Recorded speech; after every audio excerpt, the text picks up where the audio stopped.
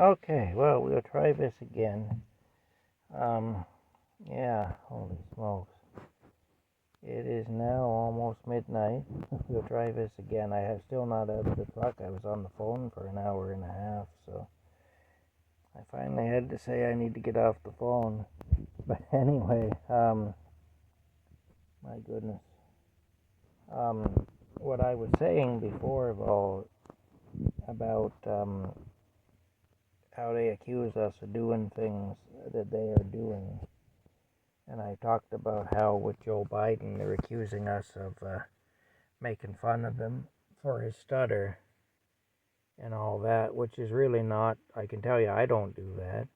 I'm not making fun of him for his stutter. I have a stutter myself, and there are many competent people who have stutters, many very capable, competent people who have a stutter.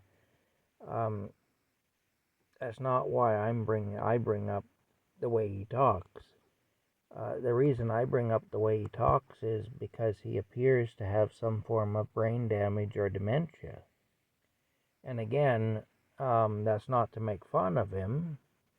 I don't like the guy, but still, I'm not going to make fun of him whether I like him or not over a disability. But because that's just a dirty thing to do. But this is the leader of the most powerful nation in the world. So, we don't, he has dementia by the look of it or something. There's something not right about him. And, the way he talks, he goes around in circles. He brings all kinds of stuff in that has nothing to do with what he's saying. He suddenly goes off on some tangent and completely the opposite, and then on a whole different direction that has nothing to do with what's being talked about. Um, and on top of that, he is a compulsive liar. He's been a liar all his life. I mean, he got caught in 1988. He lost the vice presidential nomination because he got caught lying about his academic credentials. I remember when that happened. And back then, reporters did their jobs, and a reporter actually looked into it and found out that no, he was at the bottom of his class and not at the top of it like he said he was. That was enough back then that he lost the nomination. Um, the guy's a compulsive liar, and his mind is just all over the place. He can't seem to focus. He's very scattered. And again, this is the guy that's going into meetings with other world leaders and so on like that, dealing with things that have a strong impact on the economy, on the economy of the United States and on the world, all over the world, different countries around the world. What happens in the United States affects them. He is forever, um, just there's that. Well, he's forever going off script or whatever. He's forever just. He doesn't seem to even be aware a lot of the time of what he's saying. And I mean, that's not a good thing. That you can't come from a place of strength when you're in that state. And that's the issue really with him. He's a globalist, and he's very corrupt, and he's a liar, and there's just a bunch of problems with him. There's a lot of indications that he's also a sexual pervert, and but all that stuff I think is fair game to point out. Um, as far as his stutter goes, or if he is suffering from dementia, if that's what it is, or whatever, um, it's not really fair to make fun of the guy for that. But it is fair to bring it up and to say, look, this guy may not be competent to do the job. People end up losing jobs all the time due to incompetence.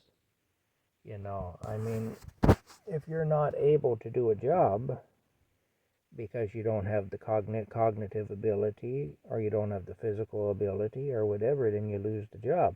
I've lost jobs because I wasn't able to do them. And the jobs I lost were fairly menial jobs. They weren't jobs that could, where if you make a mistake, you could have a nuclear war or a depression or whatever, an economic depression or whatever. They were jobs where if a mistake got made, um, maybe somebody's order got messed up, or maybe somebody didn't get picked up at an address because I got the address wrong, or maybe somebody, maybe a piece of equipment would be damaged or something like that. But not, not that the world would be blown to bits or whatever, or we get into a third world war, or that we go into an economic depression or whatever, you know.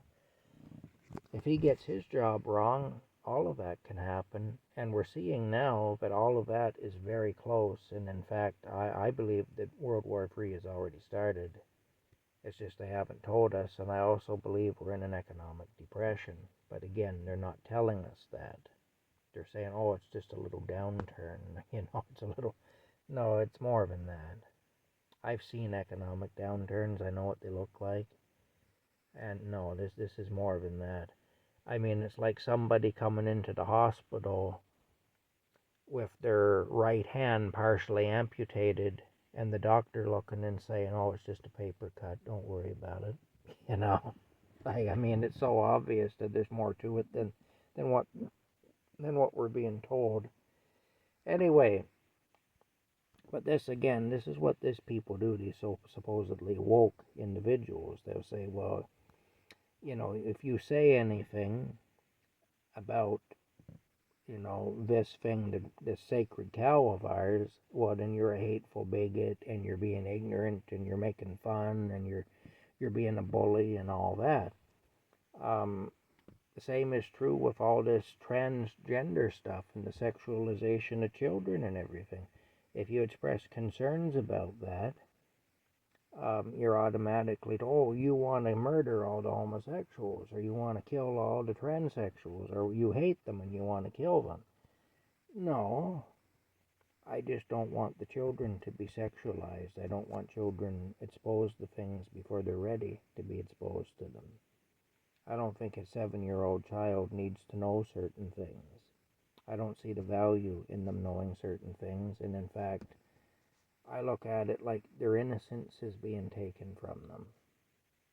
And, that's a precious thing, and once it's gone, it's gone. It never comes back. And so, let them be children as long as you can. And, the world will get them sooner or later. It gets everybody sooner or later. We don't need to push it. They're going to learn eventually about all this stuff, and they're going to live with all the various complications that go with that. And so, as far as I'm concerned, it isn't a matter of hating people. I don't hate this group of people or that group of people. I just don't want to see certain things happen and then be told, well, you can't say anything or you're a hate monger. It's like, look, don't be taking children to drag queen events and things